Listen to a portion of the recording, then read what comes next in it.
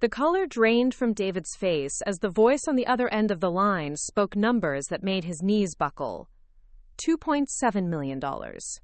His wife, Sarah, the woman he'd been calling useless for months, sat across from him at Tony's Italian Bistro, watching his world crumble, with each digit the private wealth manager recited. The fork in his hand clattered against the porcelain plate as his mouth fell open, unable to form words. Just 20 minutes earlier, he'd been lecturing her about getting a real job, about contributing something meaningful to their household. Now the bank was calling to discuss her substantial portfolio and upcoming property acquisitions that would require his signature as her spouse. Before we jump back in, tell us where you're tuning in from, and if this story touches you, make sure you're subscribed, because tomorrow, I've saved something extra special for you. The afternoon Ohio sun filtered through the restaurant's large windows, casting long shadows across the white tablecloth as Sarah Mitchell smoothed her simple navy dress and checked her watch. She'd been dreading this lunch for weeks, ever since David had insisted they celebrate his latest promotion at the regional office of Hartwell Insurance Group. The celebration, she knew, would inevitably become another opportunity for him to highlight what he saw as her failures, her lack of contribution to their marriage, her inability to find her place in the world. My name is Sarah Mitchell, though most people in Riverside simply know me as David's wife. At 32, I had become the neighborhood's cautionary tale, or so I thought. The college graduate who'd given up her career to support her husband's ambitions, only to find herself adrift years later with nothing to show for her sacrifice. The woman who spent her days on what David dismissively called little projects, while he climbed the corporate ladder at one of Ohio's most respected insurance firms. David had always been ambitious, even back when we met at Ohio State during our senior year. He was studying business administration with a minor in finance, already talking about his 5-year plan and 10-year goals, with the confidence of someone who'd never doubted his path. I was majoring in art history with a focus on decorative arts, fascinated by the stories objects could tell about the people who owned them, the eras they represented, and the craftsmanship that went into creating them. My professors encouraged my eye for detail, my ability to authenticate pieces and assess their historical significance. But David saw it differently. "That's a nice hobby," he'd said when I showed him a paper I'd written about Victorian morning jewelry. "But what's your real career plan?" Even then, his tone carried that subtle dismissiveness that would become so familiar over the years. The implication that my interests were charming but ultimately frivolous, suitable for leisure time, but not serious enough to build a life around. After graduation, I'd taken a position at a small auction house in Columbus, cataloging estates and helping families understand the value of inherited items. The work was fascinating, requiring me to research provenance, assess condition, and navigate the complex emotions families felt about parting with treasured possessions. I discovered I had a natural talent for it, an intuitive understanding of what made pieces valuable beyond their obvious aesthetic appeal. But when David received an offer from Hartwell Insurance that required us to move to Riverside, he assumed I'd simply find something similar in our new town. What he didn't realize was that Riverside, population 43,000, didn't have auction houses or estate services. The closest thing was an antique mall on the outskirts of town where dealers hawked mass-produced furniture alongside genuine finds. I applied for positions at local banks, schools, and offices, but nothing felt right. Each interview reinforced the growing sense that I was searching for something that didn't exist in our small Ohio community. Meanwhile, David threw himself into his new role with characteristic determination. Hartwell Insurance had a reputation for promoting from within, and David was convinced that demonstrating his commitment early would fast-track his advancement. He worked late most evenings, attended every company social event, and volunteered for weekend projects that kept him at the office when other employees were home with their families. His dedication paid off with steady raises and increased responsibilities, but it also meant that our conversations increasingly revolved around his work, his goals, and his frustrations with colleagues who weren't as driven as he was. The irony wasn't lost on me that while David was building his career in risk assessment and financial planning, I was slowly losing my sense of purpose and direction. The woman who'd once confidently evaluated the worth of antique silver services and identified reproduction furniture from across a room was now struggling to explain how she spent her days when neighbors asked at the grocery store or community center. Sarah's taking some time to figure out her next move, David would explain at company parties, his hand resting on my lower back in a gesture that appeared supportive but felt possessive. She's exploring some creative projects while I focus on advancing at Hartwell. The way he said creative projects made them sound like finger painting or scrapbooking, harmless activities to keep me occupied, while he handled the serious business of supporting our household. Those creative projects, however, had begun as something more substantial than David realized. Unable to find traditional employment that utilized my expertise, I'd started helping neighbors and friends evaluate inherited items they were considering selling. Word spread quickly in Riverside's tight-knit community that Sarah Mitchell had an eye for valuable pieces and could help people understand what they owned. Mrs. Chen from down the street brought me a set of china that had belonged to her grandmother, wondering if it was worth keeping or if she should donate it to charity. After researching the maker's marks and pattern, I discovered it was a complete set of Havel and Limoges from the 1920s, worth nearly $3,000 to the right collector. Mr. Rodriguez, whose mother had recently passed away, asked me to look through her jewelry box to determine if anything was valuable enough to insure. Among the costume pieces, I found an Art Deco brooch with genuine diamonds and sapphires that appraised for more than his mother's car. Each success reinforced my confidence in abilities that had been dormant since leaving Columbus. More importantly, these neighbors Preparing and narrating this story took us a lot of time, so if you are enjoying it, subscribe to our channel. It means a lot to us. Now back to the story. Began referring friends and family members who faced similar situations. Within 6 months, I was regularly consulting on estate sales, helping families maximize the value of inherited collections, and connecting sellers with collectors who appreciated what they were offering. David remained oblivious to these developments. When I mentioned helping Mrs. Chen with her china, he nodded absently while reviewing insurance contracts. When Mr. Rodriguez insisted on paying me for identifying his mother's valuable brooch, David assumed it was a token $20 or $50, pocket money that didn't warrant discussion. His dismissal was so complete that I stopped sharing details about these consultations, partly because he wasn't interested, and partly because I was beginning to enjoy having something that was entirely my own. The turning point came when Jennifer Hayes contacted me through a referral from Mrs. Chen's daughter, who lived in Columbus and moved in more affluent circles. Jennifer was a widow in her 70s who'd inherited her late husband's extensive collection of American art pottery, but she needed help organizing and selling pieces to fund her move to a retirement community. She lived in Dublin, an upscale suburb north of Columbus, Indiana, a house filled with museum-quality ceramics that her husband had collected over 40 years. Walking through Jennifer's home was like touring a private gallery. Rookwood vases lined built-in shelves, groovy tiles surrounded the fireplace, and a stunning collection of Saturday evening girls' pottery filled a dining room cabinet. Her husband had been methodical in his collecting, focusing on pieces from Ohio art potteries and maintaining detailed records of provenance and purchase prices. Jennifer knew the collection was valuable, but felt overwhelmed by the prospect of cataloging and selling hundreds of pieces. Over the following weeks, I drove to Dublin twice a week to work with Jennifer, researching current market values, photographing pieces, and developing a comprehensive catalog.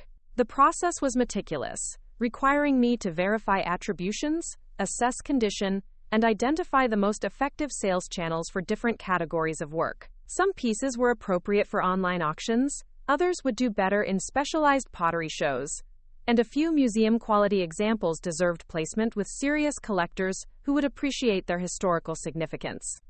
Jennifer was impressed with my thoroughness and expertise, but more than that, she appreciated my understanding of the emotional aspects of dispersing a beloved collection. This wasn't just about maximizing financial return. It was about ensuring these pieces found new homes with people who would value them appropriately. When the collection sold over a period of 6 months for more than $400,000, Jennifer insisted I accept a substantial commission for my work. "You've turned what felt like an impossible burden into a celebration of Robert's passion," she told me, pressing a check into my hands that represented more money than I'd earned in any previous year. "You have a gift for this work, Sarah. Don't let anyone convince you otherwise." Standing in Jennifer's empty dining room holding that check, I felt something shift inside me. For the first time since leaving Columbus, I had proof that my skills had real value. that the knowledge I'd developed through years of study and practice could translate into meaningful work and substantial income. But more than the money, I felt the satisfaction of having solved a complex problem, of having helped someone navigate a difficult transition with dignity and success. On the drive back to Riverside, I made a decision that would change everything.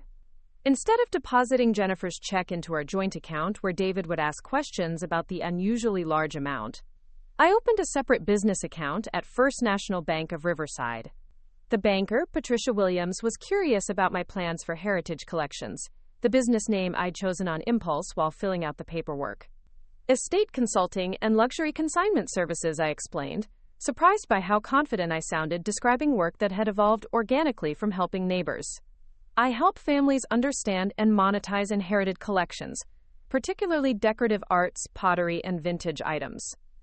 Patricia nodded approvingly as she processed my account application. That sounds like something our community could really use.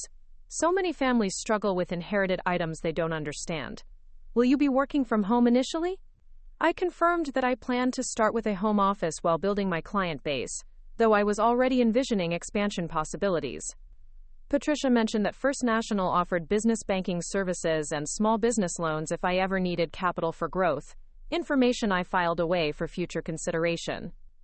Driving home with my new business account paperwork, I felt a mixture of excitement and anxiety. David knew nothing about Jennifer's collection or the substantial commission I'd earned. He remained convinced that my little projects were charitable work or hobby activities that might eventually lead to part-time employment at a local shop or office. The gap between his perception and my reality was growing wider, but I wasn't ready to bridge it yet. That evening, David arrived home later than usual, carrying files from work and preoccupied with a challenging client situation. Over dinner, he mentioned that Hartwell Insurance was considering him for promotion to senior account manager, a position that would mean increased responsibilities and significantly higher compensation. It would put us in a completely different bracket, he explained, cutting his steak with the satisfied expression he wore when discussing career advancement. I'd be managing the premium client accounts, working directly with high-net-worth individuals and small business owners. The base salary alone would be more than what most people in Riverside make in a year.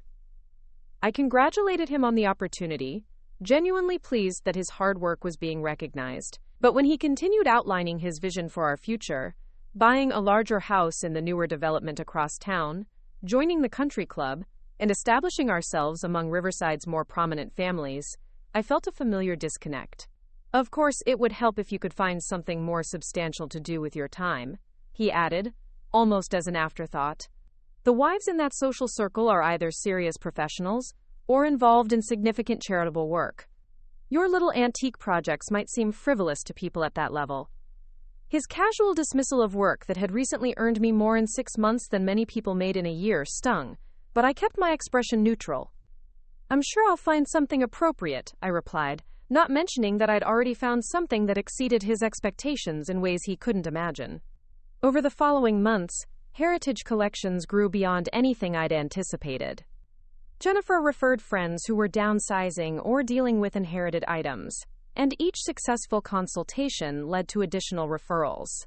I developed relationships with collectors, dealers, and auction houses throughout Ohio and beyond, building a network of contacts who trusted my expertise and integrity. The work was intellectually stimulating and financially rewarding, but it also required skills I was still developing. I learned about online marketing, developed a basic website, and began using social media to showcase successful projects and attract new clients. Each month brought new challenges and opportunities, from authenticating a collection of arts and crafts furniture to helping a family understand the value of their grandmother's extensive library of first edition books. David remained oblivious to these developments because I'd become adept at managing my schedule around his routine. Client consultations happened while he was at work, phone calls were scheduled during his golf games or evening meetings, and the home office I'd established in our spare bedroom was simply Sarah's craft room in his mind. When checks arrived in the mail, I deposited them during errands he didn't accompany, and our separate bank accounts meant he never saw the deposits or account balances.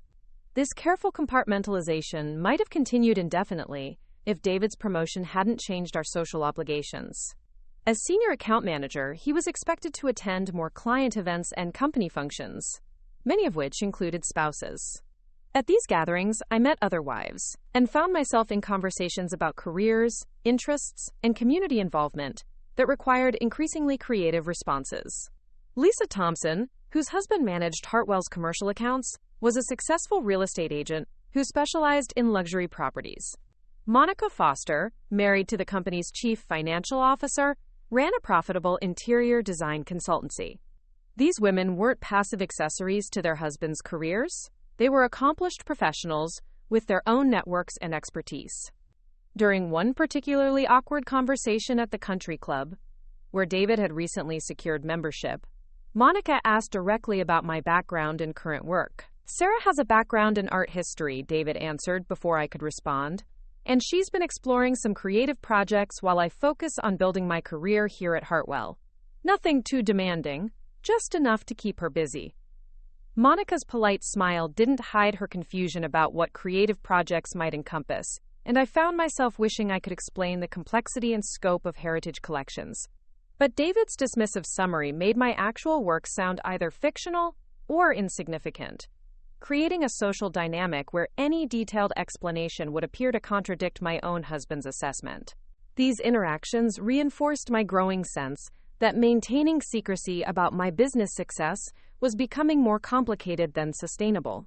Heritage Collections was approaching its first anniversary and had generated more revenue than David's salary, yet he continued referring to my work as hobby activities that might eventually evolve into part-time employment. The situation reached a breaking point when David announced that Hartwell Insurance was hosting its annual client appreciation dinner at Tony's Italian Bistro, Riverside's most upscale restaurant, and he expected me to attend as his spouse. The guest list included the company's most valuable clients, several of whom I'd worked with through Heritage Collections without David's knowledge. Robert Manning, whose late wife's extensive collection of Depression-era glass I'd recently cataloged and sold, would be there with his new girlfriend. Patricia Williams from First National Bank, who'd become not just my business banker but a valuable source of referrals, was attending with her husband. Most significantly, Michael Rodriguez, whom I'd helped with his mother's estate and who'd since retained Heritage Collections for his own real estate investment properties, would be present in his capacity as owner of Rodriguez Construction. The dinner represented a collision of worlds I'd kept carefully separate for nearly a year. David would expect me to play the role of supportive spouse, making pleasant conversation about neutral topics while he networked with clients and colleagues. But several attendees knew me as Sarah Mitchell of Heritage Collections, the estate consultant who'd provided valuable services and demonstrated significant expertise in areas David considered frivolous hobbies. As I selected a conservative navy dress and modest jewelry for the evening, I realized that maintaining my secret was becoming increasingly difficult and emotionally exhausting.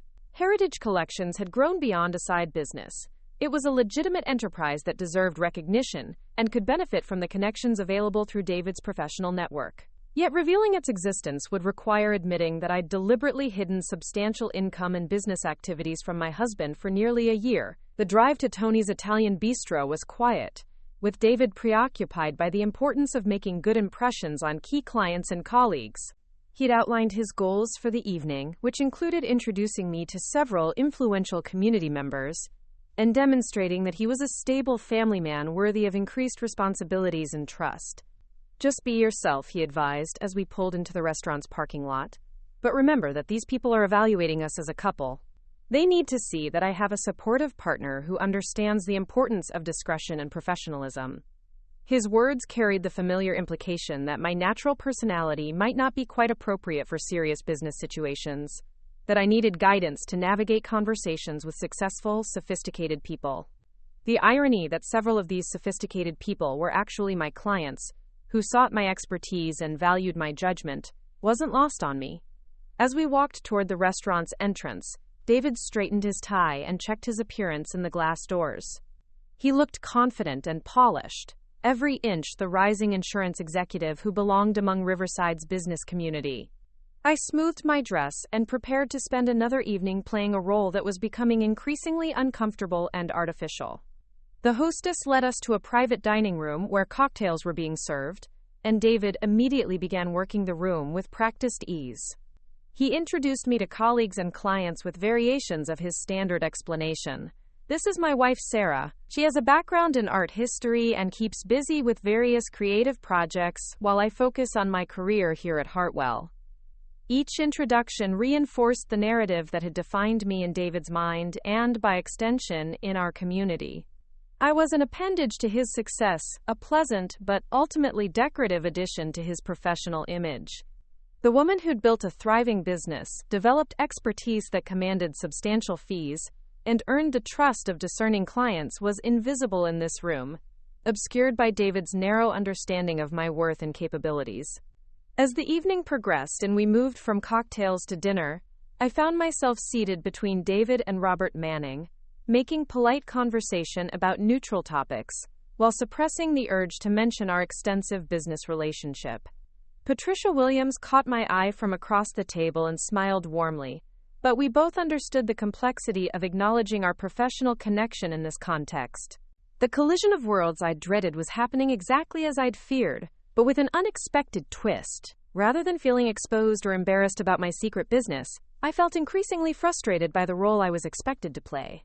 The woman who commanded respect from successful collectors and earned substantial fees for her expertise was pretending to be a housewife with artistic hobbies, diminishing herself to maintain a fiction that no longer served anyone.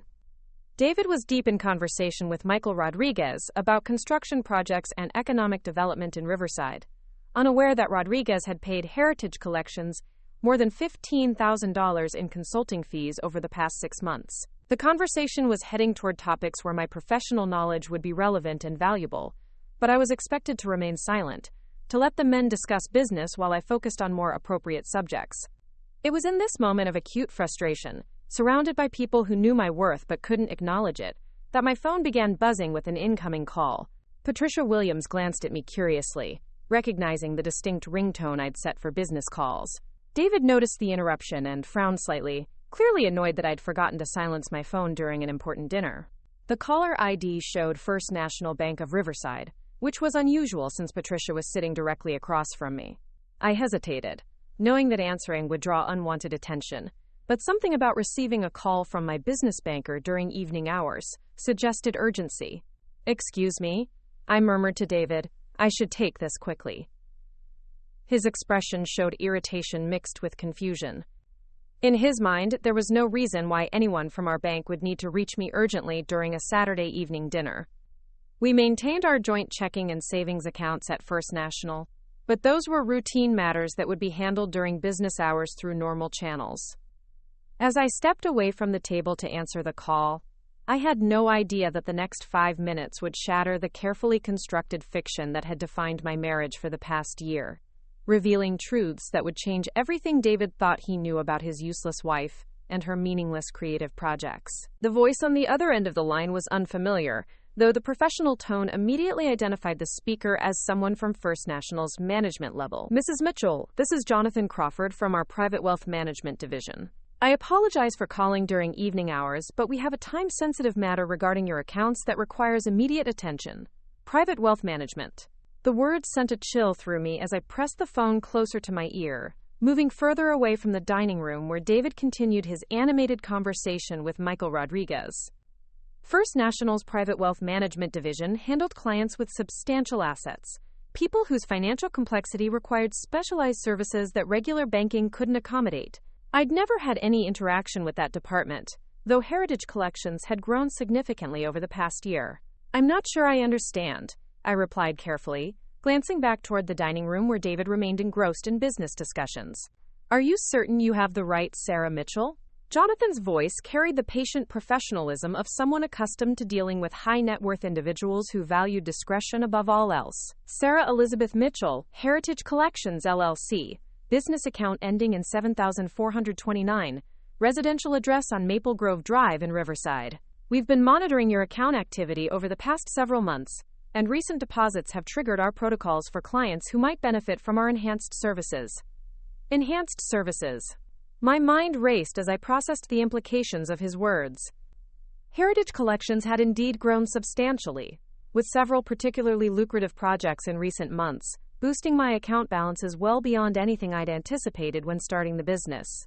But I hadn't realized that success would attract attention from departments I'd never heard of, or that my carefully maintained privacy might be compromised by automatic banking protocols designed to identify clients with substantial assets.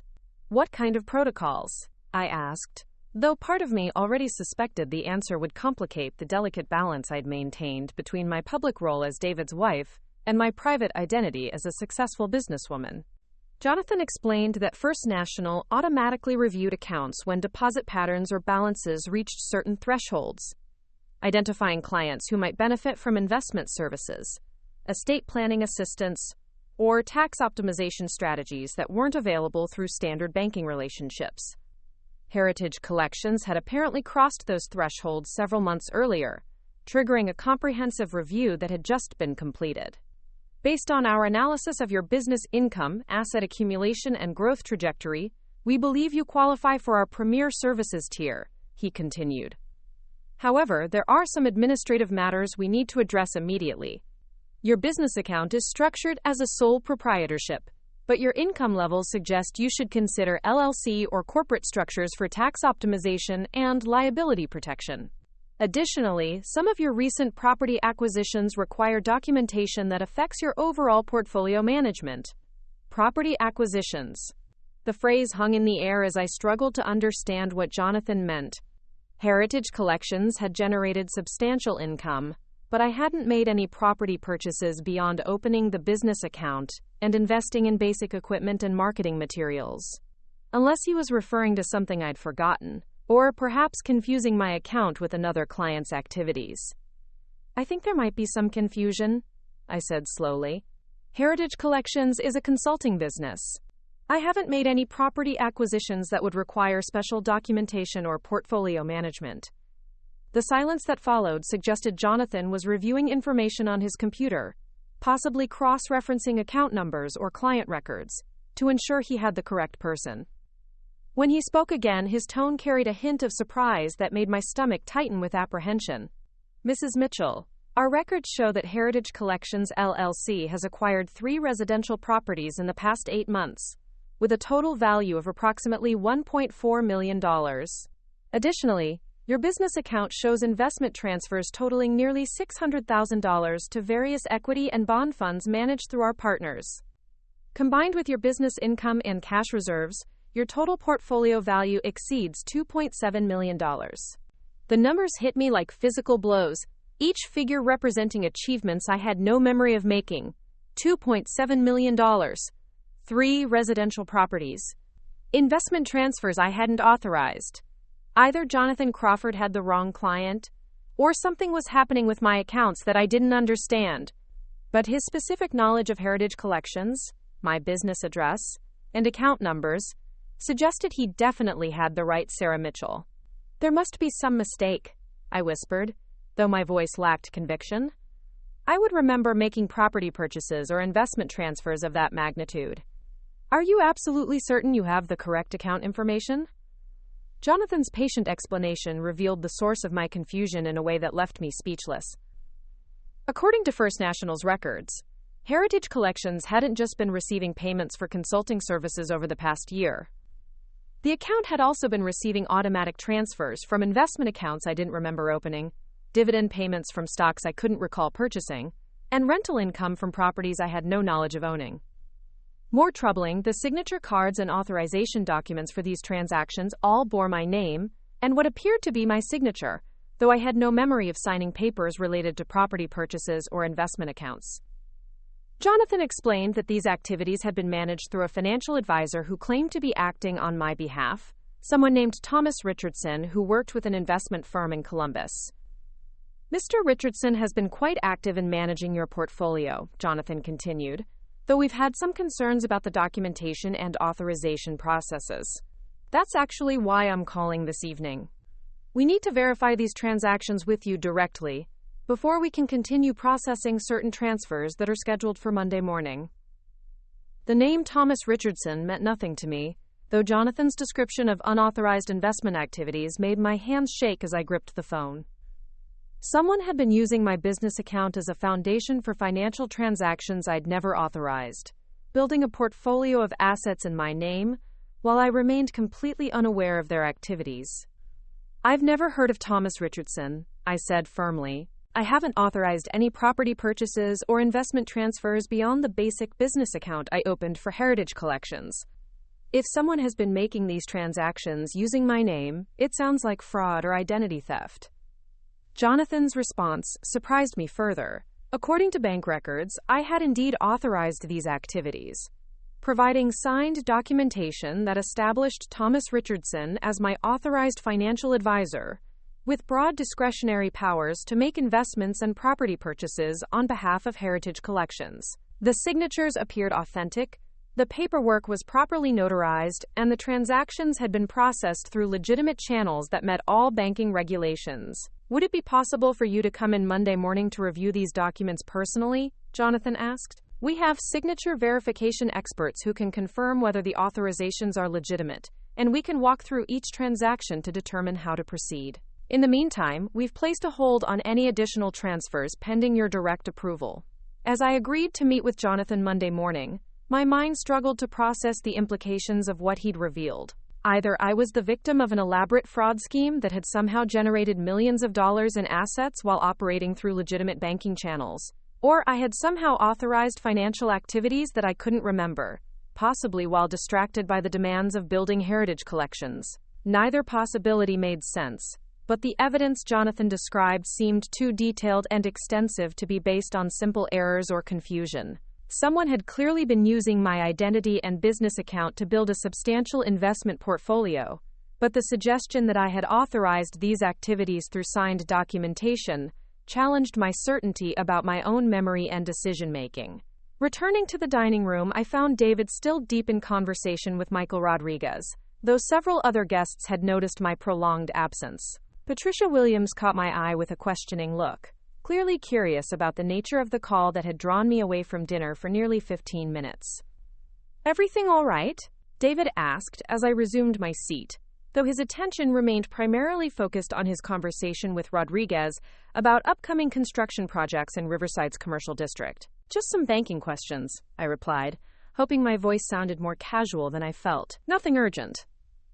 David nodded absently and returned to his discussion, apparently satisfied that whatever banking matters might require my attention during a Saturday evening dinner weren't significant enough to interrupt his networking opportunities. His dismissive response reinforced the familiar pattern of our relationship, where his professional concerns took precedence over any issues I might be facing. But as the evening continued, I found myself studying the other guests with new awareness of how little David actually knew about my activities and capabilities.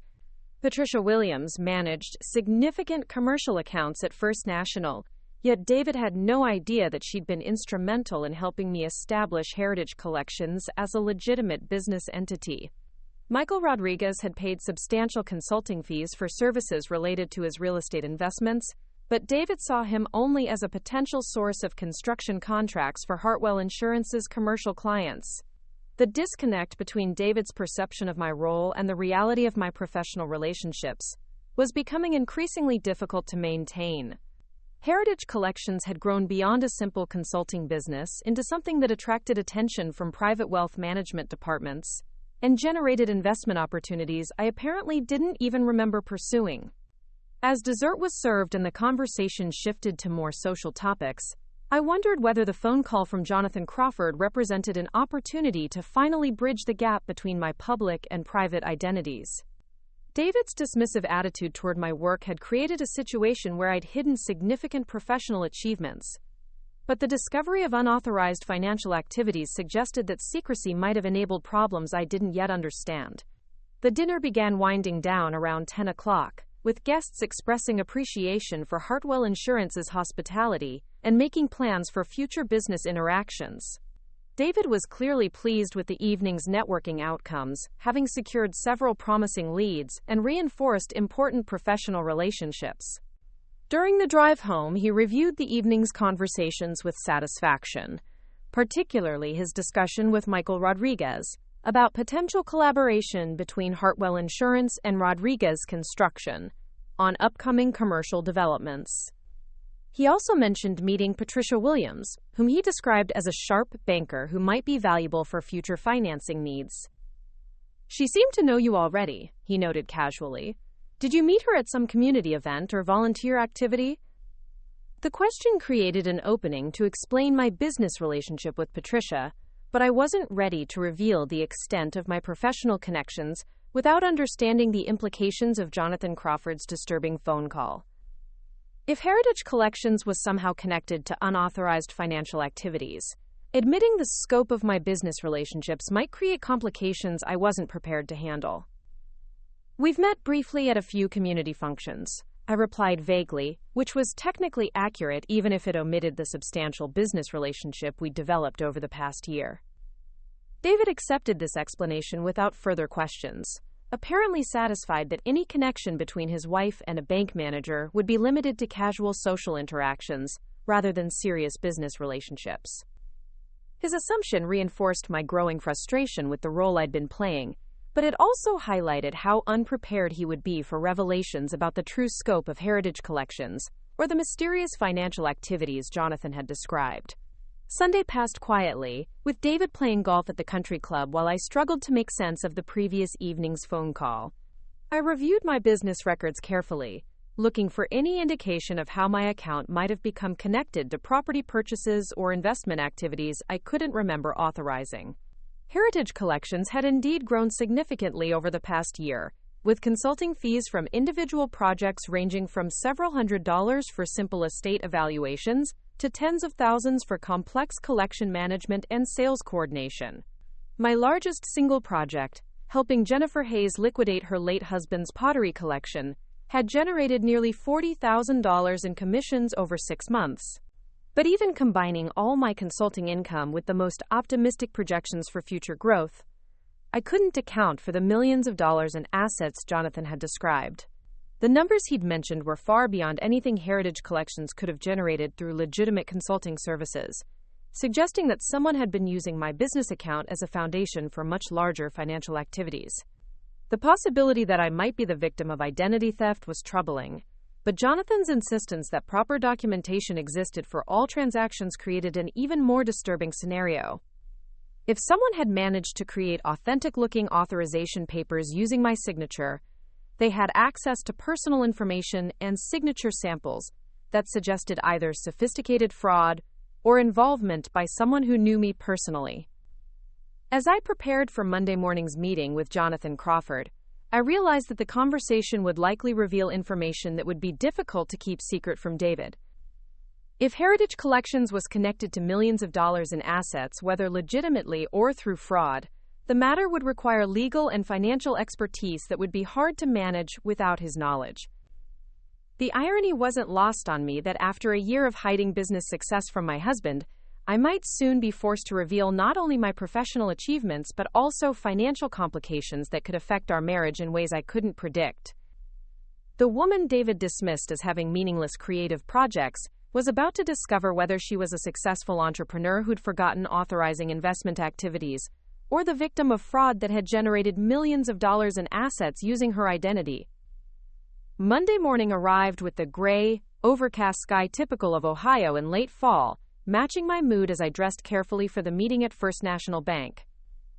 I chose a professional navy suit that projected competence and seriousness, preparing to meet with Jonathan Crawford and potentially signature verification experts, who would determine whether the mysterious financial activities connected to Heritage Collections were legitimate or fraudulent. David left for work at his usual time, mentioning that he expected to be busy all day with follow-up conversations from Saturday's dinner, particularly regarding potential collaboration opportunities with Michael Rodriguez's construction company.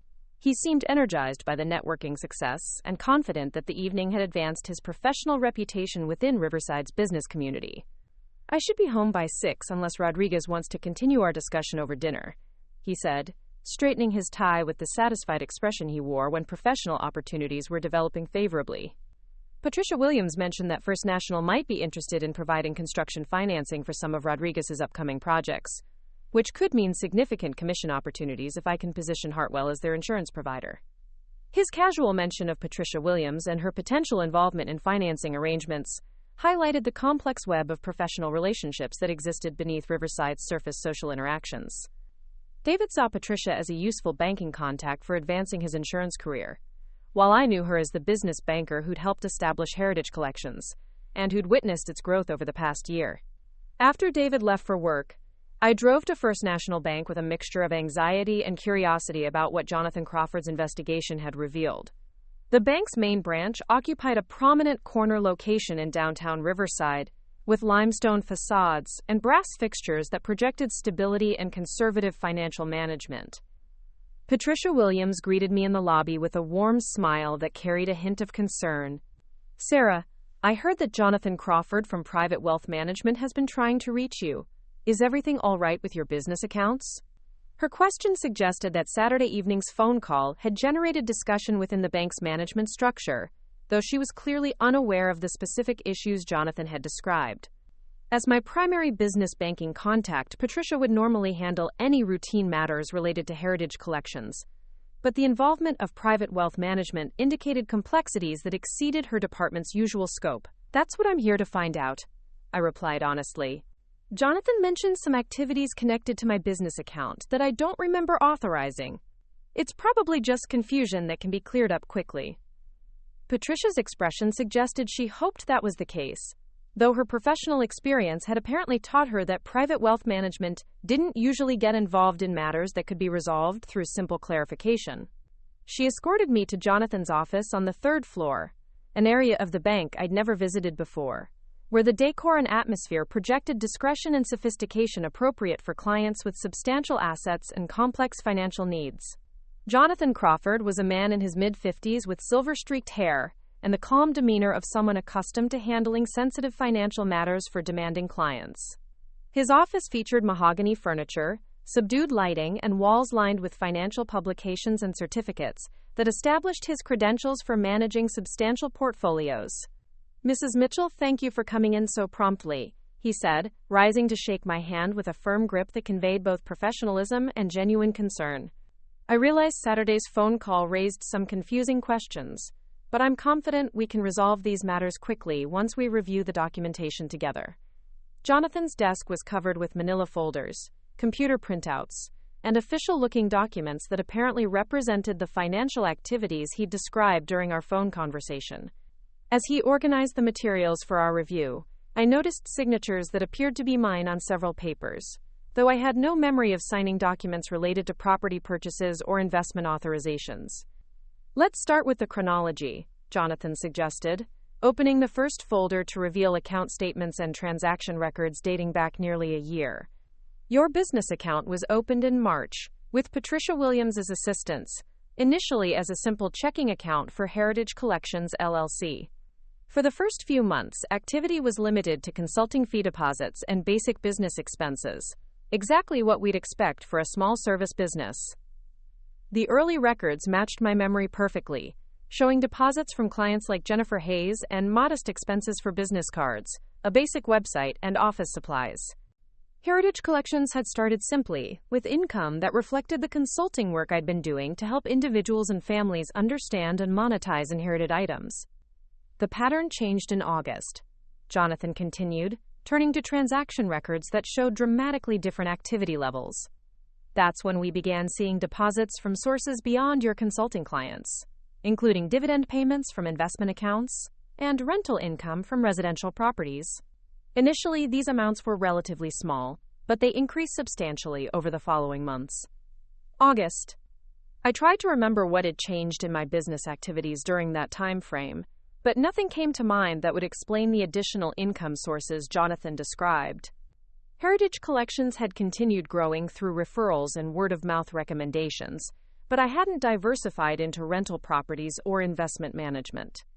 Jonathan showed me bank statements from September and October that revealed deposit patterns I didn't recognize, with funds arriving from investment firms, property management companies, and financial institutions I'd never heard of. The amounts were significant, often exceeding my monthly consulting income, and creating account balances that suggested business success far beyond what I'd actually achieved. "This is where things get interesting from our perspective," Jonathan explained, pointing to a series of transfers that had moved funds from my business account to investment accounts managed by Thomas Richardson's firm in Columbus. These transfers were authorized through signed documentation that established Richardson as your financial advisor, with discretionary authority to make investments on your behalf. He handed me several official-looking forms that bore signatures that appeared to be mine, though I had no memory of meeting Thomas Richardson or authorizing anyone to manage investments for Heritage Collections. The signatures looked authentic, matching my handwriting style and the way I typically sign business documents, but I was certain I'd never seen these papers before. "I've never met Thomas Richardson," I said firmly, examining the signature cards and authorization forms with growing unease. "I haven't authorized anyone to make investments or property purchases on behalf of Heritage Collections. If these signatures are mine, I signed them under circumstances I don't remember, or someone has found a way to forge my signature very convincingly." Jonathan nodded thoughtfully, clearly having anticipated this response based on the unusual nature of the transactions he'd discovered. "That's why we've scheduled a meeting with our signature verification expert this morning. But before we go down that path, let me show you the results of the investment activities that have been conducted in your name." He opened another folder that contained property deeds, investment account statements, and portfolio summaries that painted a picture of financial success that seemed impossible to believe. According to these documents, Heritage Collections owned 3 rental properties in Columbus's Short North District, with a combined value of nearly $1.4 million and monthly rental income that exceeded $3,000. The investment accounts showed even more dramatic growth, with equity and bond portfolios that had appreciated substantially over the past several months.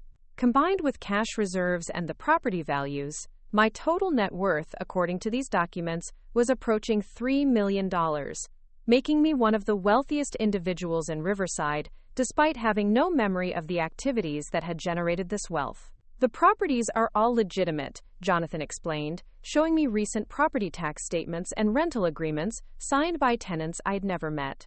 "The investment accounts are managed through reputable firms with proper regulatory oversight. If this is fraud, it's the most sophisticated operation I've encountered in 20 years of banking, because every transaction has been properly documented and executed through legitimate channels." As I studied the documents spread across Jonathan's desk, a disturbing possibility began to emerge. The timeline of these mysterious financial activities coincided with a period when I'd been working extensive hours on Heritage Collections, often staying up late to research items, communicate with clients, and manage the growing complexity of my consulting business. There had been evenings when I'd fallen asleep at my desk while working on client projects, and mornings when I'd awakened with only vague memories of the previous night's activities. I had attributed this to the fatigue that came with building a business while maintaining household responsibilities.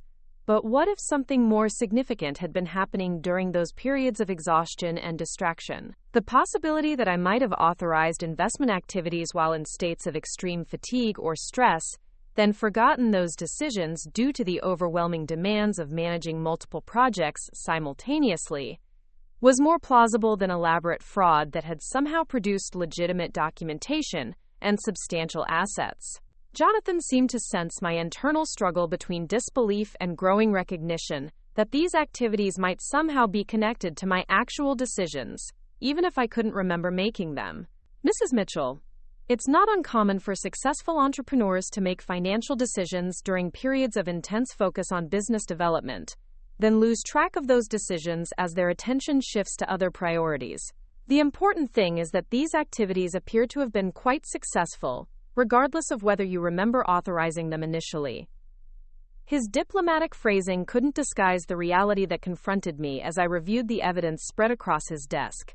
Whether through decisions I'd forgotten or fraud that had somehow generated legitimate assets, Heritage Collections had evolved from a simple consulting business into a substantial investment portfolio that would require sophisticated management and careful attention to tax implications and legal responsibilities. The woman who'd hidden her modest business success from her dismissive husband for nearly a year was apparently worth millions of dollars, with property holdings and investment accounts that placed her among Riverside's most affluent residents. The revelation would require not only admitting to David that I'd been concealing business activities, but also explaining financial success that exceeded his insurance career earnings by a substantial margin. As Jonathan prepared to escort me to meet with the signature verification expert who would determine whether I'd actually authorized the mysterious investment activities, I realized that my carefully managed double life was about to become impossible to maintain. The phone call Saturday evening had been the beginning of revelations that would transform not only David's understanding of my capabilities, but also my own perception of what I'd apparently accomplished while building heritage collections into something far beyond what I'd consciously intended to create. The signature verification expert, Dr. Margaret Foster, occupied a specialized office in First National's security department that resembled a forensics laboratory more than a traditional banking environment. Magnifying equipment, document scanners, and comparison charts covered her workspace, creating an atmosphere of scientific precision that seemed appropriate for determining whether I had actually authorized millions of dollars in financial transactions. Dr. Foster was a woman in her early 60s with short gray hair and wire-rimmed glasses that gave her the appearance of a university professor, which Jonathan explained was accurate, since she held a doctorate in forensic document examination and taught courses at Ohio State University when not consulting for financial institutions throughout the Midwest. Mrs. Mitchell, I've reviewed the signature samples Mr. Crawford provided, comparing them to your known signatures from your business account opening documents and various banking forms, she began, arranging several documents on a light table that illuminated the papers from below. The results are quite interesting from a forensic perspective. She pointed to signatures on the investment authorization forms that had puzzled me during my meeting with Jonathan, using a magnifying lens to highlight specific characteristics that apparently revealed important information about their authenticity. These signatures show consistent pressure patterns, letter formation, and flow characteristics that match your verified signatures. However, they also display subtle variations that suggest they were executed under different circumstances than your typical business signing. Different circumstances. The phrase echoed my growing suspicion that I might have authorized these transactions during periods when my normal decision-making processes were compromised by fatigue, stress, or distraction, related to the demanding schedule I'd maintained while building heritage collections. Dr. Foster continued her analysis, showing me microscopic details in the signatures that apparently told a story about my state of mind and physical condition when I'd signed the mysterious authorization forms. The hand tremor evident in these signatures isn't consistent with forgery, which typically produces very controlled, deliberate strokes. Instead, this tremor pattern suggests someone signing documents while experiencing significant fatigue or possibly under the influence of medication. Medication.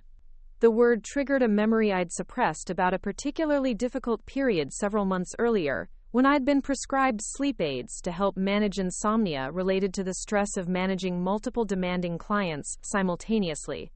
Dr. Patterson, my family physician, had warned that the medication might affect my memory and decision-making capabilities, advising me to avoid making important decisions while taking the prescribed sleep aids.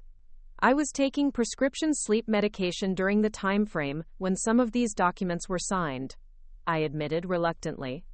My doctor warned me that it might affect my memory, but I didn't think I was making any significant decisions during that period. Dr. Foster nodded with the understanding of someone who'd encountered similar situations during her forensic career. Prescription sleep aids can create periods of reduced inhibition and impaired memory consolidation, leading people to make decisions they later don't remember. The signature characteristics I'm seeing are consistent with someone signing documents while under the influence of such medication.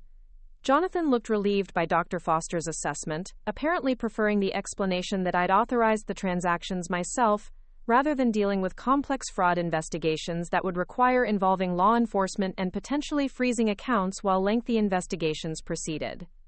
So the signatures are authentic, he confirmed, which means all the investment activities and property purchases were legitimately authorized, even if Mrs. Mitchell doesn't remember making those decisions.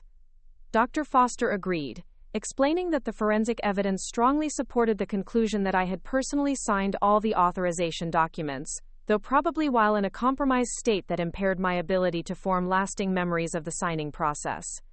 The revelation that I had apparently authorized millions of dollars in investments and property purchases while taking sleep medication was simultaneously relieving and terrifying. Relief came from knowing that I wasn't the victim of identity theft or elaborate fraud, but terror arose from recognizing that I'd made financial decisions with far-reaching consequences while in a state that prevented me from remembering or properly evaluating those choices. What exactly did I authorize Thomas Richardson to do on my behalf? I asked Jonathan, dreading the answer but needing to understand the scope of the decisions I'd apparently made while medicated. Jonathan retrieved a thick folder containing copies of all the authorization documents I'd signed, explaining that Thomas Richardson had been granted broad discretionary authority to invest Heritage Collections' growing profits in real estate and securities that he deemed appropriate for building long-term wealth. The language was comprehensive, essentially giving Richardson complete control over investment decisions as long as they fell within general categories I'd apparently approved. Richardson specializes in working with entrepreneurs who are too busy building their businesses to manage investment activities personally, Jonathan explained. His approach is to take excess business income and diversify it into appreciating assets that require minimal day-to-day attention from the business owner. Reading through the authorization documents, I could see that the arrangement made logical sense from a financial planning perspective. Heritage Collections had been generating substantial income that exceeded my immediate needs, and rather than leaving those funds in low-interest business accounts, Richardson had been investing them in rental properties and diversified portfolios that had apparently produced impressive returns. The properties Richardson had purchased were all located in Columbus's Short North District, an area known for strong rental demand and consistent property appreciation. The investment accounts were conservatively managed, focusing on established companies and government bonds, rather than speculative investments that might have produced higher returns but with greater risk. Richardson's performance has been exceptional, Jonathan noted, showing me portfolio summaries that documented steady growth across all investment categories. Your total return on invested capital has exceeded 12% annually, which is quite impressive given the conservative approach he's taken with your funds.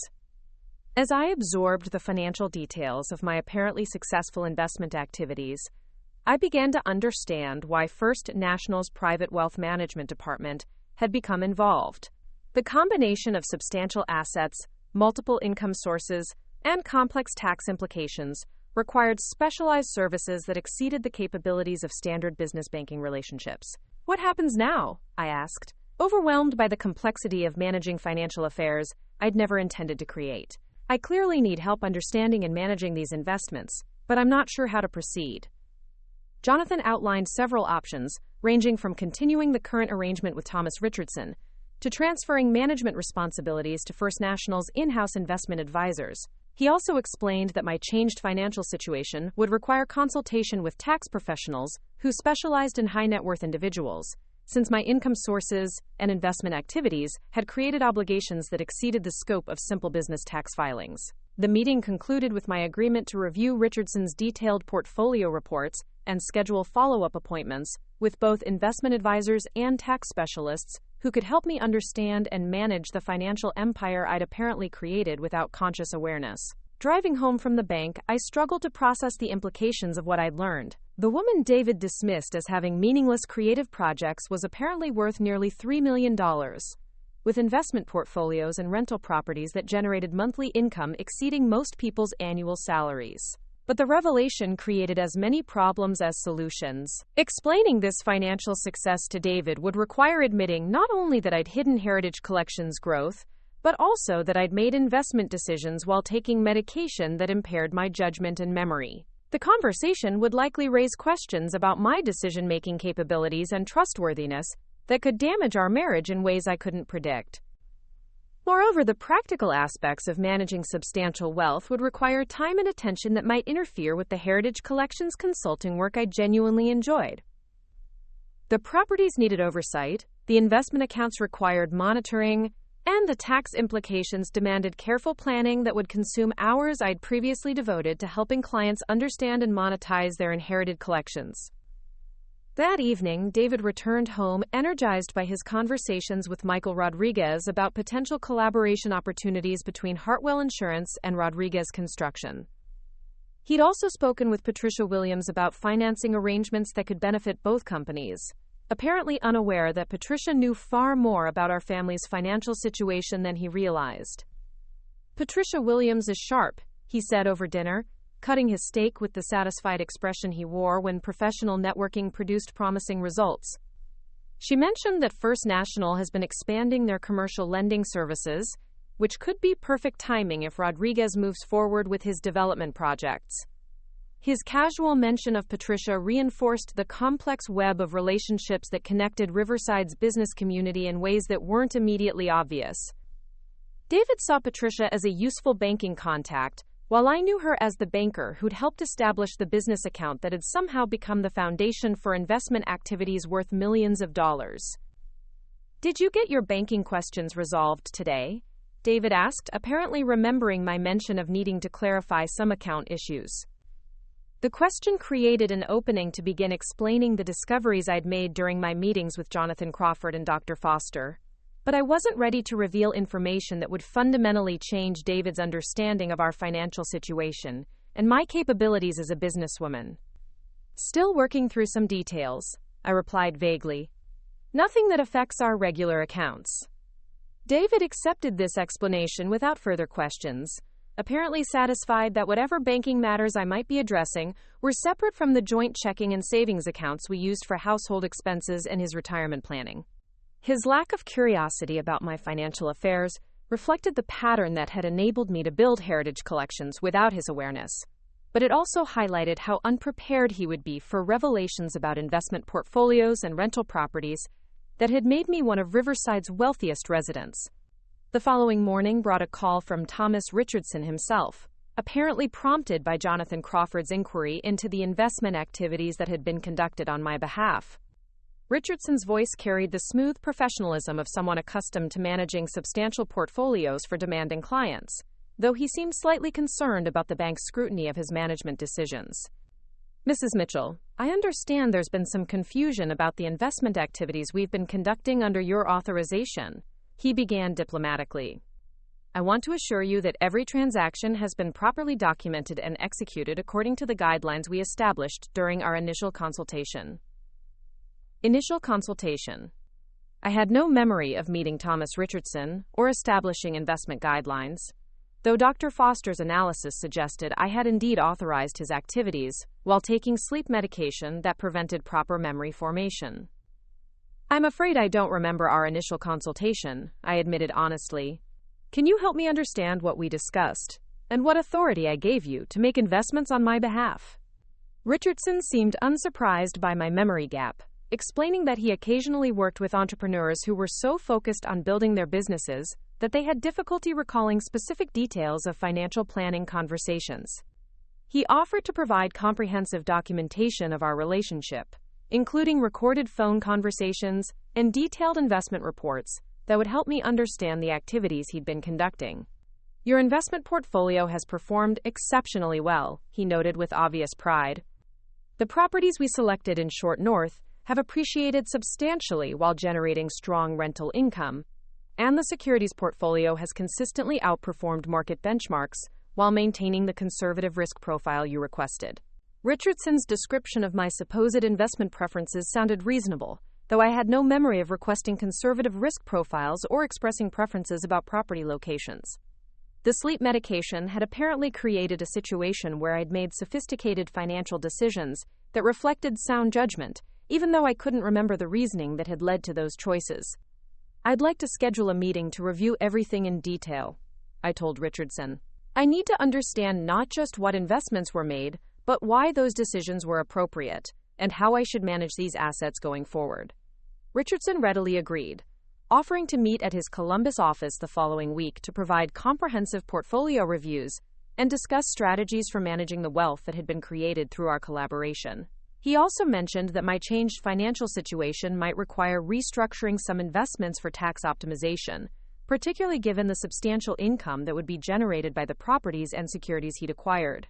After ending the call with Richardson, I realized that my anonymous consultation meeting would require explanations to David about why I needed to spend a full day in Columbus reviewing investment portfolios he didn't know existed.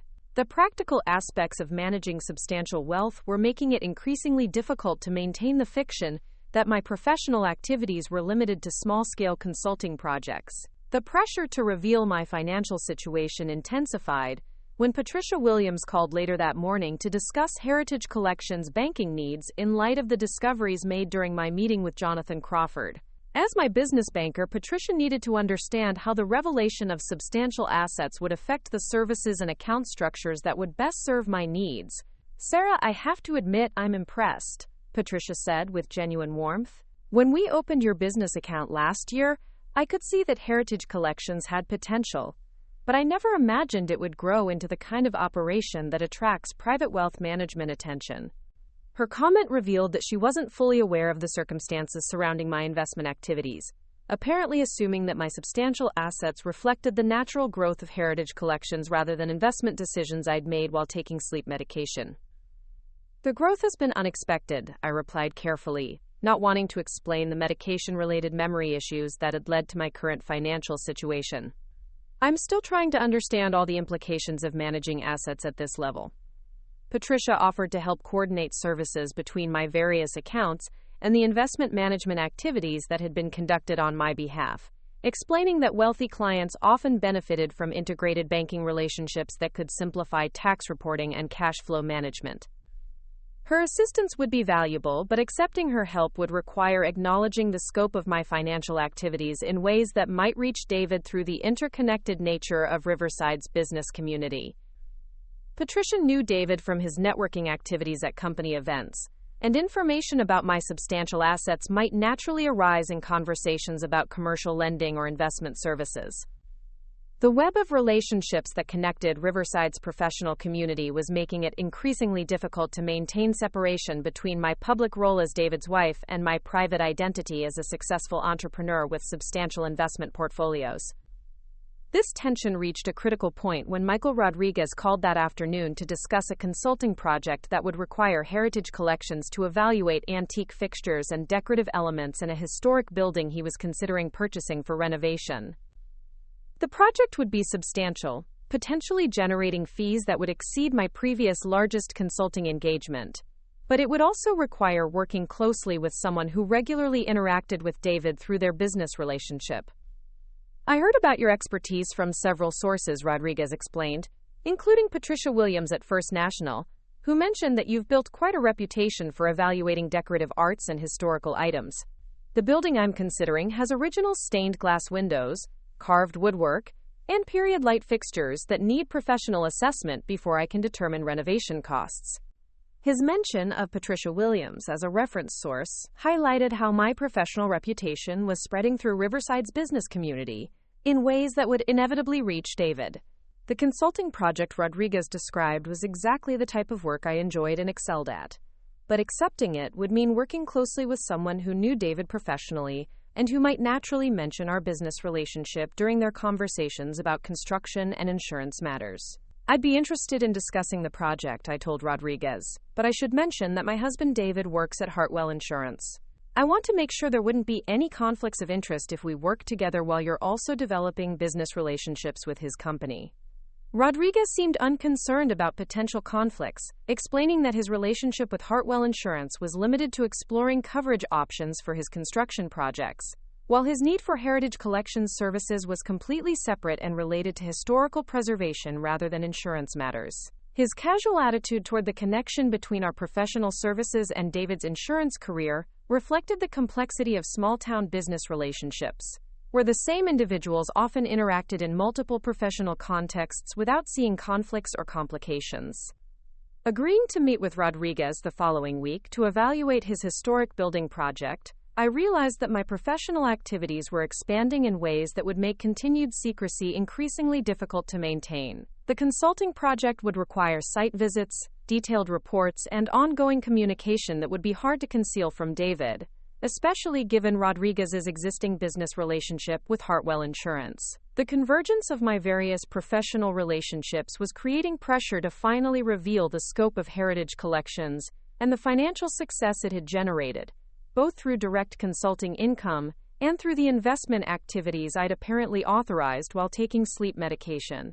That evening, as David reviewed insurance proposals for potential new clients, I sat in my home office surrounded by financial documents, investment reports, and business records that told the story of success I'd never intended to keep secret. The woman he saw as having meaningless creative projects was managing assets worth millions of dollars, while building a consulting business that attracted clients throughout Central Ohio. The disconnect between his perception and my reality had become unsustainable, but bridging that gap would require conversations that might fundamentally change our marriage dynamics in ways neither of us was prepared to handle. Looking at the portfolio summaries Thomas Richardson had provided, showing steady growth in investments I didn't remember making, I realized that my financial success had created opportunities and responsibilities that extended far beyond Heritage Collection's original scope as a simple consulting business. The rental properties required oversight and management decisions that would affect tenants I'd never met. The investment accounts needed monitoring and occasional rebalancing that would require understanding market conditions and economic trends I'd never studied. The tax implications of substantial passive income would require working with specialists who could optimize strategies for minimizing obligations while complying with complex regulations. Managing these responsibilities would require time and attention that would inevitably affect my availability for the Heritage Collection's consulting work I genuinely enjoyed, potentially forcing me to choose between the business activities that provided intellectual satisfaction and the investment management duties that generated substantially more income. The irony that my success had created problems I'd never anticipated wasn't lost on me as I reviewed documents showing monthly rental income that exceeded David's salary at Hartwell Insurance. The woman he dismissed as having no meaningful professional contributions was apparently earning more from passive investments than he generated through his demanding corporate career. But the financial success came with complexities that threatened to overwhelm the simple life we'd built in Riverside, where our biggest concerns had previously been David's advancement prospects and my search for fulfilling work that utilized my education and interests. The phone rang, interrupting my review of investment documents, and I was surprised to hear Jonathan Crawford's voice on the other end of the line. Mrs. Mitchell, I apologize for calling during evening hours again, but we've discovered some additional account activity that requires your immediate attention. Additional account activity. The words sent a familiar chill through me as I prepared to learn what other financial surprises had been conducted in my name while I was focused on building Heritage Collections without conscious awareness of the investment empire that was apparently developing alongside my consulting business. What kind of activity? I asked, though part of me suspected that whatever Jonathan had discovered would make my current situation even more complicated than I'd realized. His explanation revealed that Thomas Richardson had apparently been even more active in managing my investments than the initial review had indicated, making additional property purchases and securities investments that had escaped notice during the first round of document analysis. The total value of assets acquired on my behalf was approaching $4 million, making me not just wealthy by Riverside standards, but genuinely affluent by any reasonable measure. Richardson has been quite aggressive in reinvesting your earnings, Jonathan explained with a mixture of admiration and concern. The returns have been exceptional, but the pace of acquisition has created some tax planning challenges that we need to address before the end of the fiscal year. Tax planning challenges. The phrase carried implications that extended far beyond my personal financial situation, potentially affecting David's tax filings and requiring explanations about income sources he knew nothing about. As Jonathan outlined the additional discoveries his team had made while conducting their comprehensive review of my accounts, I realized that the revelations about my secret financial success were just beginning, and that the complexities of managing substantial wealth would soon make it impossible to maintain the fiction that my professional activities were limited to small-scale creative projects that generated modest supplemental income. The woman David saw as useless was about to become impossible to dismiss, but the revelation of her true worth would come with complications that neither of them was prepared to handle. The convergence of my carefully separated worlds reached its inevitable climax 3 days later, when David's promotion celebration dinner at Tony's Italian Bistro became the stage for revelations that would shatter every assumption he'd held about his useless wife and her meaningless creative projects. The evening began like countless others, with David reviewing his networking strategy while I selected appropriately understated clothing that would project the image of a supportive spouse rather than a successful entrepreneur managing millions of dollars in assets. The navy dress I chose was elegant but conservative, designed to help me blend into the background while David impressed clients and colleagues with his professional competence and family stability. During the drive to the restaurant, David outlined his goals for the evening with characteristic precision, emphasizing the importance of making favorable impressions on key clients who would influence his continued advancement at Hartwell Insurance. He was particularly focused on solidifying his relationship with Michael Rodriguez, whose construction projects represented significant commission opportunities if David could position himself as Rodriguez's preferred insurance provider. "Just remember that these people are evaluating us as a couple," David reminded me as we approached Tony's Italian Bistro, echoing advice he'd given countless times before important business gatherings. "They need to see that I have a stable partner who understands the importance of discretion and professionalism in business relationships." His familiar emphasis on my role as supportive background presence reinforced the dynamic that had enabled me to build Heritage Collections without his awareness. But it also highlighted how unprepared he was for information that would fundamentally challenge his understanding of our relationship and respective contributions to our household's financial security. The restaurant's private dining room was already bustling with conversation when we arrived, filled with insurance executives, prominent clients, and local business leaders who represented Riverside's most influential professional network. David immediately began working the room with practiced ease, introducing me with variations of his standard explanation about my artistic background and creative projects that kept me busy while he focused on building his insurance career. Each introduction reinforced the narrative that had defined me in David's mind, and, by extension, in our community's perception. I was an appendage to his success, a pleasant but ultimately decorative addition to his professional image, whose own activities were too insignificant to warrant detailed discussion or serious consideration. The irony of being dismissed as having no meaningful professional contributions while surrounded by people who either knew me as a successful consultant or had direct business relationships connected to my investment activities created a surreal atmosphere that I found increasingly difficult to navigate with grace and composure. Patricia Williams caught my eye from across the room and smiled warmly, though we both understood the complexity of acknowledging our extensive business relationship in this context, where David had positioned me as someone whose activities were limited to harmless creative hobbies that didn't intersect with serious business matters. Michael Rodriguez approached our table during cocktails, greeting David enthusiastically before turning to me with the professional courtesy he showed to spouses of potential business partners. "Mrs. Mitchell, David mentioned that you have expertise in decorative arts and historical items. I've been considering a project that might benefit from that kind of specialized knowledge." His comment created an opportunity to acknowledge our developing professional relationship, but David's expectation that I would remain in the background while he handled business discussions made it difficult to respond appropriately without contradicting the role he'd assigned me for the evening. "Sarah has quite an eye for antiques and collectibles," David replied before I could respond, his tone carrying the familiar mixture of mild pride and subtle dismissal that characterized his attitude toward my interests. "She's been helping neighbors and friends evaluate inherited items, turning it into a nice little hobby business."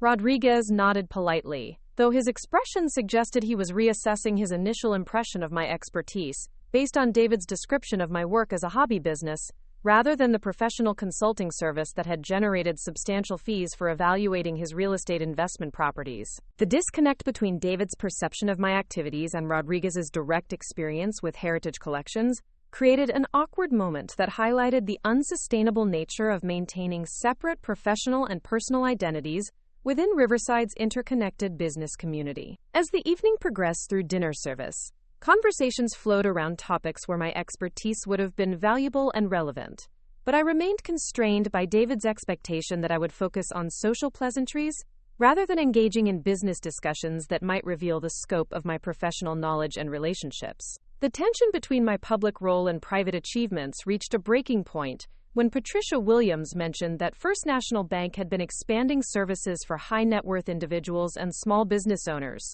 prompting David to express interest in learning more about investment opportunities for successful insurance professionals. "We've been quite impressed with the growth in Riverside's entrepreneurial community," Patricia explained diplomatically. "Some of our local business owners have built quite substantial enterprises while maintaining their community connections and values." Her comment was clearly directed toward me, acknowledging Heritage Collections' success in terms that David might understand if he were paying attention to the subtext of her remarks. But his focus remained on positioning himself as a successful professional who might benefit from enhanced banking services. apparently oblivious to the possibility that his wife might already be among the high-net-worth individuals Patricia was describing. The moment of truth arrived unexpectedly, when my phone began buzzing with an incoming call just as dessert was being served. The ringtone I'd assigned to business calls immediately drew Patricia's attention, since she recognized the distinctive sound from our numerous conversations about Heritage Collection's banking needs and investment coordination. David frowned at the interruption, clearly annoyed that I'd forgotten to silence my phone during an important business dinner, where maintaining professional atmospheres was crucial for his networking objectives. In his mind, there was no reason why anyone would need to reach me urgently during a Saturday evening gathering, since my activities were supposedly limited to small-scale creative projects that wouldn't generate time-sensitive business matters.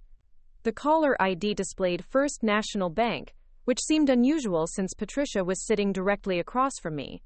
My business banker calling during evening hours suggested either an emergency situation or important information that couldn't wait until regular business hours, neither of which aligned with David's understanding of my financial affairs.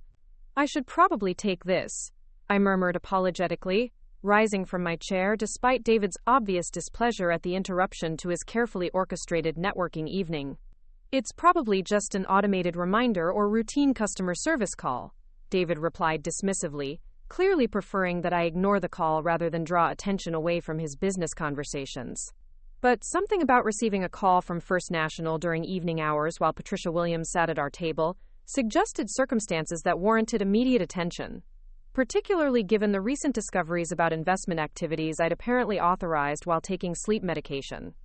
Stepping away from the dining room to answer the call, I found myself speaking with Jonathan Crawford from Private Wealth Management, whose voice carried an urgency that immediately captured my complete attention and sent waves of apprehension through my already heightened state of anxiety about maintaining my secret financial success. "Mrs. Mitchell, I apologize profusely for calling during your Saturday evening, but we have a situation that requires immediate decision-making regarding your investment accounts." Jonathan began with the professional composure of someone delivering news that would fundamentally alter existing circumstances. "Thomas Richardson contacted us this afternoon with information about an acquisition opportunity that requires your authorization by Monday morning if you want to participate. The opportunity involves purchasing a commercial property in Columbus that would complement your existing real estate portfolio, but the seller is demanding rapid decision-making due to competing offers from other investors." Commercial property acquisition.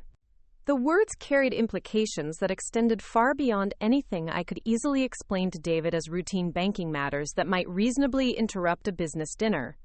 Jonathan was describing investment decisions involving substantial capital commitments that would be impossible to characterize as minor financial housekeeping that could be addressed during regular business hours.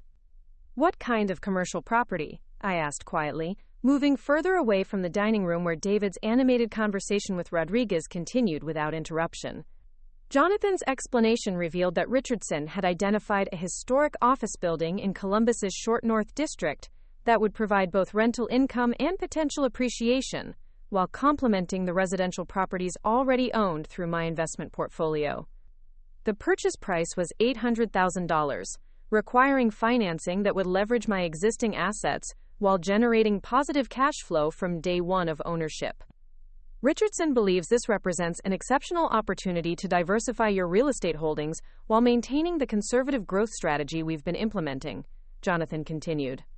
However, the seller has received multiple offers and is requiring final decisions by Monday morning to avoid losing the property to competing investors. $800,000. The amount represented more money than David earned in 5 years at Hartwell Insurance. Yet Jonathan was discussing it as a routine investment decision that required only my authorization to proceed. The gap between my husband's perception of our financial situation and the reality of assets I was apparently managing had become impossible to reconcile through careful compartmentalization and selective disclosure. "I need time to consider this decision," I replied, though Jonathan's emphasis on the deadline suggested that delaying might mean losing an opportunity that Richardson considered essential for optimizing my portfolio's performance and risk distribution. "Absolutely," Jonathan agreed. "But I should mention that Richardson has prepared comprehensive analysis documents that demonstrate how this acquisition would improve your overall portfolio balance while generating additional monthly income." If you could review those materials tonight and provide authorization tomorrow, we could submit your offer before the Monday deadline. As Jonathan outlined the logistics of reviewing investment materials and coordinating with Richardson's team, I became aware that David had approached the restaurant's entrance area where I was taking the call. His expression showed curiosity mixed with mild irritation at the extended interruption to his networking opportunities. "Everything all right?" he asked as I ended the call with Jonathan, clearly expecting a brief explanation that would allow us to return to the dinner without further disruption to his business conversations. The moment had arrived when maintaining my secret financial success would require either elaborate lies about the nature of Jonathan's call or revelations that would shatter David's understanding of our relationship and respective contributions to our household's economic security. "That was Jonathan Crawford from First National's Private Wealth Management Department," I began carefully, watching David's expression shift from mild curiosity to confused surprise as he processed information that didn't align with his assumptions about my financial affairs or business relationships. "Private wealth management?" David repeated slowly, his voice carrying the bewilderment of someone encountering information that contradicted fundamental beliefs about his wife's capabilities and achievements. "Why would private wealth management be calling you on a Saturday evening?" The question hung between us as I struggled to formulate an explanation that would bridge the enormous gap between David's perception of my activities and the reality of managing investment portfolios worth millions of dollars while building a consulting business that had attracted clients throughout Central Ohio. "There are some investment matters that require my attention," I replied as diplomatically as possible, though the inadequacy of this explanation was immediately apparent from David's deepening confusion and growing concern about what financial activities might be occurring without his knowledge or involvement. "Investment matters?" David's voice rose slightly, drawing attention from other guests who were beginning to notice our conversation in the restaurant's entrance area. "Sarah, what investment matters could you possibly have that would require calls from private wealth management during dinner?" His question revealed the depth of his ignorance about Heritage Collections' growth and the financial success I'd achieved through both consulting income and investment activities I'd apparently authorized while taking sleep medication that prevented proper memory formation. Before I could formulate a response that might ease David into understanding the scope of changes that had occurred in our financial situation, my phone buzzed again with another incoming call. This time the caller ID showed Thomas Richardson's number, suggesting that the investment opportunity Jonathan had described was developing rapidly in ways that would require immediate attention and decision-making. "I really need to take this call," I told David, whose expression now showed genuine alarm at the suggestion that multiple financial advisors were trying to reach me during our evening out for urgent investment consultations. "Sarah, you're scaring me," David replied with uncharacteristic vulnerability. "What's going on that I don't know about? Are we in some kind of financial trouble that you've been hiding from me?" His assumption that urgent financial calls necessarily indicated problems rather than opportunities revealed how completely he'd misunderstood both my capabilities and the nature of the business activities I'd been developing over the past year, while he focused on advancing his insurance career.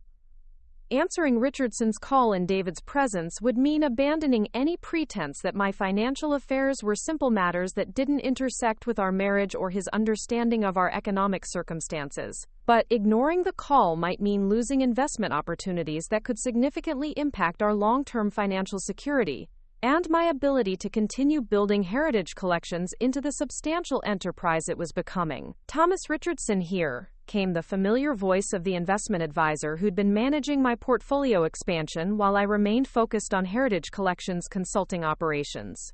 "Mrs. Mitchell, I've been coordinating with Jonathan Crawford about the Columbus property opportunity, and I have additional information that might influence your decision-making process."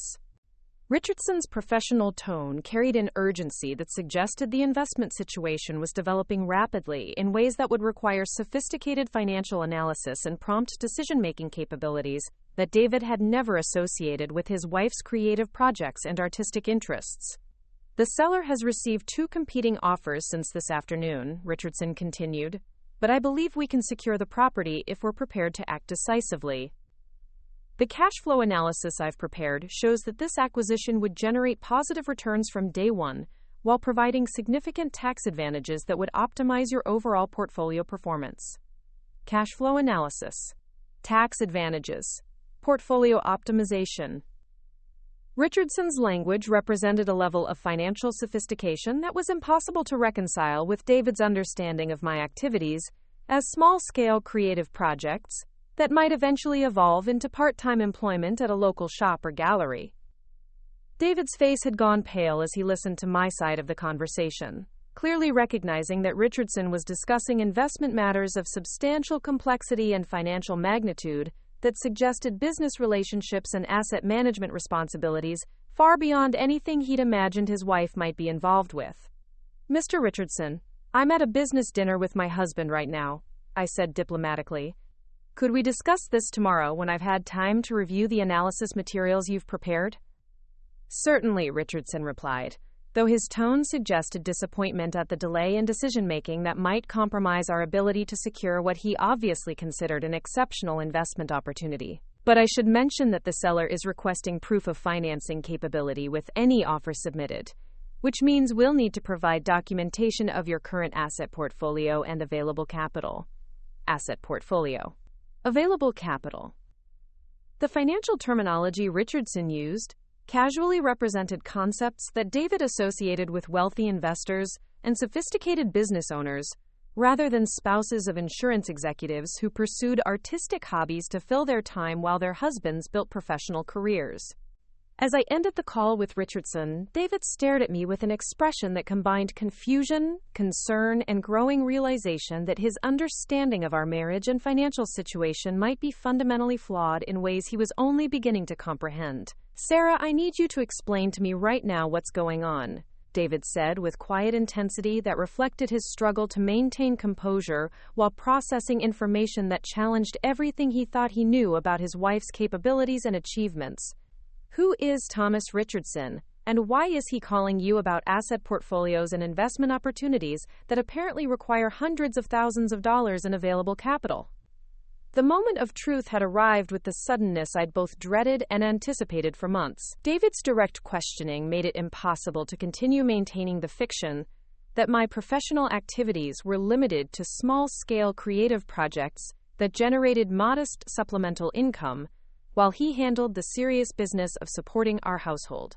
"Thomas Richardson is my investment advisor," I began slowly, watching David's expression shift through stages of disbelief, confusion, and dawning recognition that his dismissive assumptions about my worth and capabilities had been completely wrong. "Investment advisor?" David repeated the words as if they were in a foreign language he was struggling to translate. "Sarah, you don't have investments that would require professional advisory services. We keep our retirement accounts at Hartwell, and we've never discussed working with outside investment advisors for anything beyond our basic savings and checking accounts." His response revealed the depth of his ignorance about heritage collections and the financial success I'd achieved through consulting work he'd consistently dismissed as meaningless creative projects that might eventually lead to part-time employment doing something appropriately feminine and non-threatening to his role as primary breadwinner. "Heritage Collections has been more successful than I've mentioned," I replied as gently as possible, though the inadequacy of this explanation was immediately apparent from David's expression of growing bewilderment and concern. "More successful how?" David's voice carried rising panic as he began to grasp that his understanding of our financial situation and his wife's professional capabilities might be completely inaccurate. "Sarah, what exactly has Heritage Collections been doing that would generate income requiring professional investment management?" Before I could formulate a response that might ease David into understanding the scope of changes that had occurred in our financial circumstances, my phone rang again. This time, Jonathan Crawford's name appeared on the caller ID, suggesting that the investment opportunity was developing in ways that required immediate coordination between my various financial advisors. David saw the caller identification, and his expression showed resignation mixed with determination, as he realized that pretending these calls were routine banking matters was no longer sustainable, given the evidence that multiple financial professionals were trying to reach me urgently about investment decisions involving substantial capital commitments. "Answer it," David said quietly. "But put it on speaker. I need to understand what's happening here." The request for speakerphone conversation represented David's recognition that secrecy was no longer possible, and that understanding our actual financial situation would require direct access to information I'd been keeping private, for reasons he was only beginning to suspect. Activating the speaker function, I answered Jonathan's call with David standing close enough to hear every word of the conversation that would reveal the truth about his useless wife's secret financial empire. Mrs. Mitchell, I've been coordinating with Thomas Richardson about the Columbus property opportunity, and we need to discuss the broader implications of this acquisition for your overall portfolio management strategy.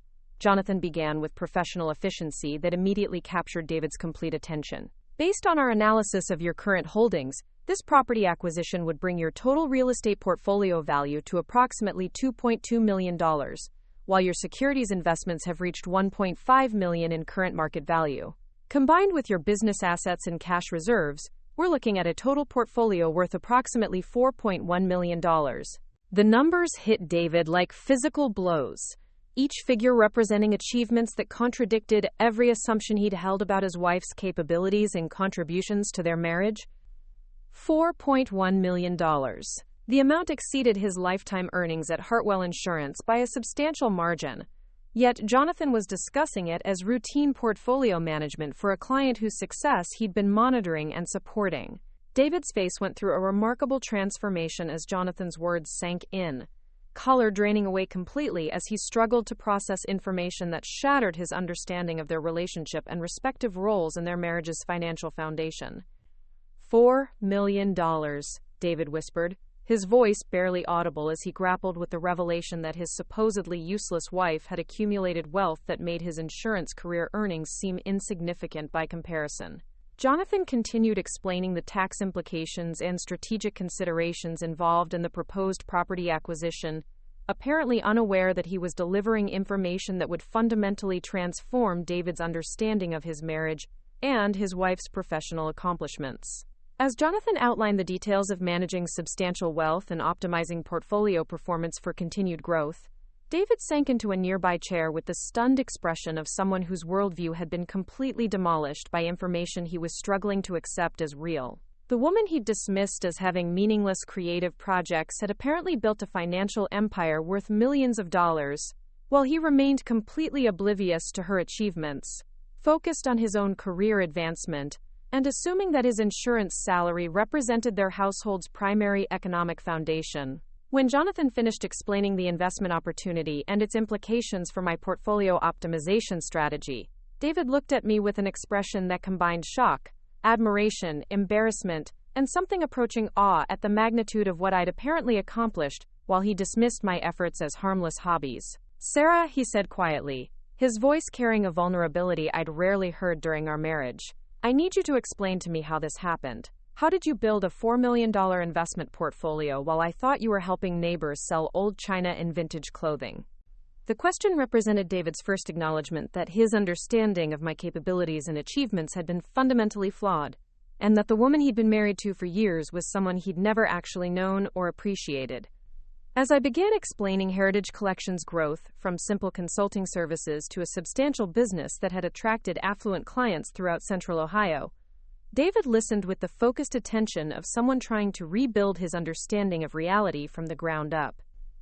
The evening that had begun as his celebration of professional advancement had become a revelation of his wife's financial success that exceeded his achievements by margins he was struggling to comprehend, forcing him to confront the painful reality that his dismissive attitude had blinded him to the extraordinary woman he'd been married to all along. The transformation in David's expression, as he absorbed the full scope of my business success and investment portfolio, marked the beginning of conversations that would reshape our marriage in ways neither of us had anticipated, proving that sometimes the most profound changes begin with a simple phone call that forces long-hidden truths into the open. Looking back, I realized that moment at Tony's Italian Bistro represented more than just the revelation of financial success David had never suspected. It marked the beginning of a new chapter in our relationship, where mutual respect replaced condescension, where partnership replaced patronizing assumptions, and where the woman he'd called useless finally received recognition for the extraordinary achievements she'd accomplished while he wasn't paying attention. The secret fortune that had grown beyond my own conscious awareness had become the foundation for building something even more valuable. A marriage based on truth, respect, and genuine appreciation for each other's unique contributions to our shared future. Up next, you've got two more standout stories right on your screen. If this one hit the mark, you won't want to pass these up. Just click and check them out.